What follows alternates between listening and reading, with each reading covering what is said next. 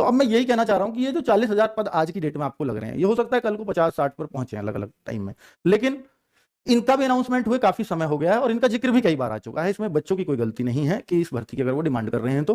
पर आप ये मान लीजिए कि यूपी के केस में कि इन भर्तियों पे अभी मतलब आप बहुत आसान्वित होकर के ना चलें कि ये भर्ती आने ही वाली है इस साल, ठीक है। तो इसमें आप ये मान लीजिए हो सकता है 2025 पूरा भी चला जाए, मतलब ये भी चांसेस हैं, ठीक है। और अब ये 40 के बजाय ये बढ़ जाए वो अलग बात है, इस पदों की संख्या बढ़ करके कुछ भी हो जाए, ठीक है। तो अब इस पे बहुत आसान्वित होने की मैं आपसे कहूंगा कि जरूरत नहीं है। हालांकि आप अगर तैयारी कर रहे हो तो बहुत अच्छी बात है, पर इसी भर्ती को, केवल इसी भर्ती को टारगेट रख के और इसी के हिसाब से एज आ रही है कि भर्ती अभी आने वाली है, ऐसे अगर तैयारी कर रहे हो तो फिर आपके लिए गलत बात है, ठीक है। फिर आपको मतलब करंट में जो चल रही है भर्ती उनको टारगेट करना चाहिए, जिस भर्ती के फॉर्म आपके सामने हो वही आपकी है।